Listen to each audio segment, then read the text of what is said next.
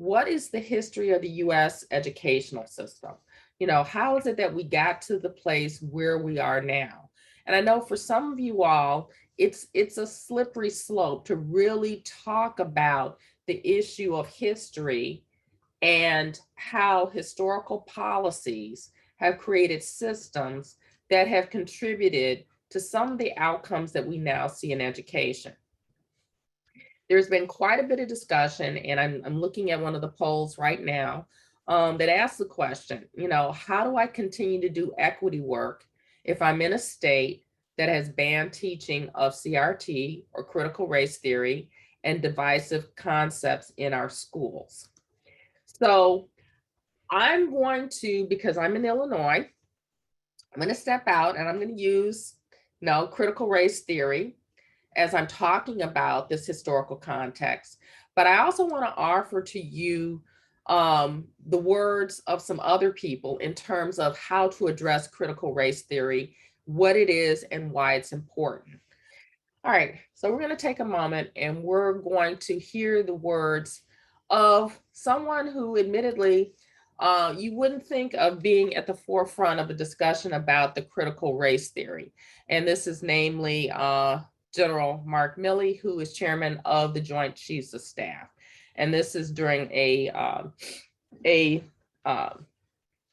testimony hearing about appropriation of funds, but the question came up ironically because critical race theory was being taught at West Point.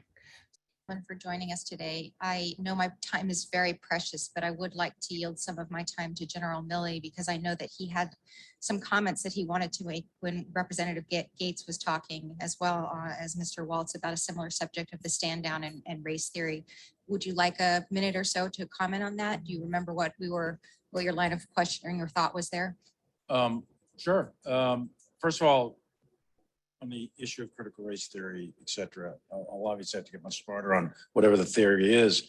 But I do think it's important, actually, for those of us in uniform to be open-minded and be widely read. And the United States Military Academy is a university. And it is important that we train and we understand. And I want to understand white rage, and I'm white, and I want to understand it. So what is it that caused thousands of people to assault this building and try to overturn the Constitution of the United States of America? What caused that? I want to find that out. I want to maintain an open mind here, and I do want to analyze it. It's important that we understand that because our soldiers, sailors, airmen, Marines, and Guardians, they come from the American people. So it is important that the leaders now and in the future do understand it. I've read Mao Zedong. I've read Karl Marx. I've read Lenin. That doesn't make me a communist. So what is wrong with understanding, having some situational understanding about the country for which we are here to defend? And I personally find it offensive that we are accusing the United States military, our general officers, our commissioned, non-commissioned officers of being, quote, woke or something else because we're studying some theories that are out there. That was started at Harvard Law School years ago, and it proposed that there were laws in the United States, antebellum laws prior to the Civil War that led to a power differential with African Americans that were 3/4 of a human being when this country was formed. And then we had a Civil War and Emancipation Proclamation to change it. And we brought it up to the Civil Rights Act in 1964. It took another 100 years to change that. So look, I do want to know. And I respect your service, and you and I are both Green Berets, but I want to know. And it matters to our military and the discipline and cohesion of this military. And I thank you for the opportunity to make a comment on that. Thanks. So when we think about critical race theory, we can see where the debate has reached the highest levels of government, involving some institutions such as West Point, which we would hardly identify as being the hotbed of liberalism. But the understanding here is put forth by the chairman of the Joint Chiefs of Staff, General Milley, is the idea that we want to understand. We need to understand our history. We need to understand how it is that we got to be where we are today.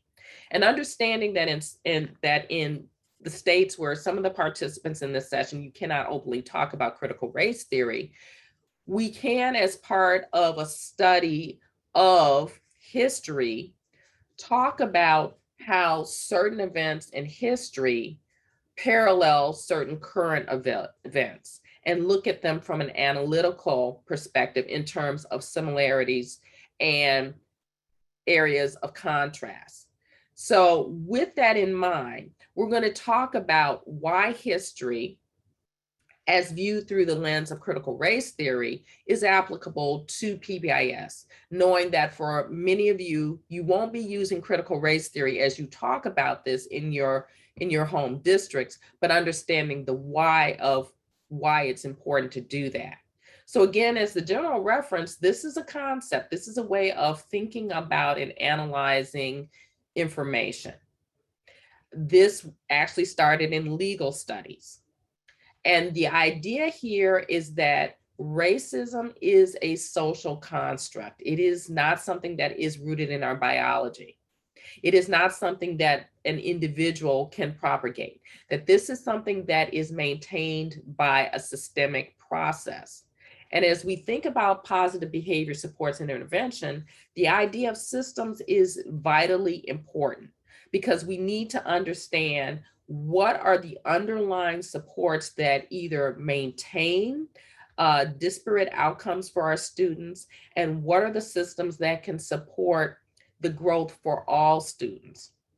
One of the approaches that my colleague Milley pointed out yesterday that is important is that if we talk about what are the best outcomes for all students, we can't really argue about not wanting to have good outcomes for all students.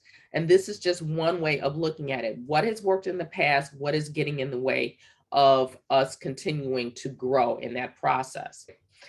So the idea here is that it's a practice.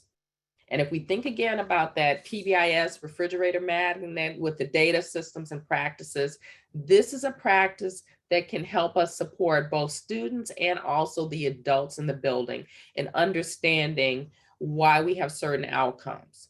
If you think about it this way, we can think about the historical practices in schools that segregated certain students, that put certain students in certain tracks, where certain students weren't included in honors courses or in AP courses or in certain athletic events. Those are all elements that are based upon historical policies that have resulted in the disparate outcomes that we see today. And in understanding how those situations began and how they are continued to be sustained can be another way of us looking at disparate outcomes. Again, referring back to the refrigerator magnet, we're talking about data, systems, practices, and outcomes. Again, that idea here is if we look at the systems that are leading towards why certain kids are constantly being referred out, or kids who are being suspended, kids who are being expelled, who is present in the honors classes, who is present in the AP classes, and the practices that we use to examine why those systems are being sustained, that is at the root, at the core of positive behavior supports and interventions. This visual here speaks 100 words. I think it really hammers home the idea of why we need to look at history. We have to look at the past to understand why we are here today. So yes, it was, goodness, 60 years ago, over 60 years ago, when the Supreme Court ruled that, racial segregation in public schools was unconstitutional. However, if we look at systemic practices regarding school funding, we understand why there is this persistent achievement gap amongst certain groups. And it takes the issue of why we have these gaps away from individual groups of people and places it where it stands in terms of what the systemic issues are that propagate these issues or these disparities. I'm not going to go through and read every one of these items here on this timeline, but this is a visual representation of how the idea of inequity started from 1619. And yes, I'm going to use 1619 because that is when the first Africans arrived on the North American shores, originally as indentured servants and eventually were brought into permanent servitude. But the idea here was that virtually from day one, that systems were set up to be separate and was to intentionally disadvantage or disallow people of color educational access. And it goes on. When we talk about educational access, it's not just Black people. The significance of 1927 and Gum Lum versus Rice Supreme Court ruling was that an Asian father brought forth a suit saying that, hey, my child is not Black, therefore my child should be able to attend the white schools in their town. And that ruling, striking down that notion, basically got to the heart of, if a child is not white, then they should not have access to schooling, not have access to the same resources. And that goes to the heart of what we see in today's classrooms in terms of who is welcome within certain spaces and who is not welcome.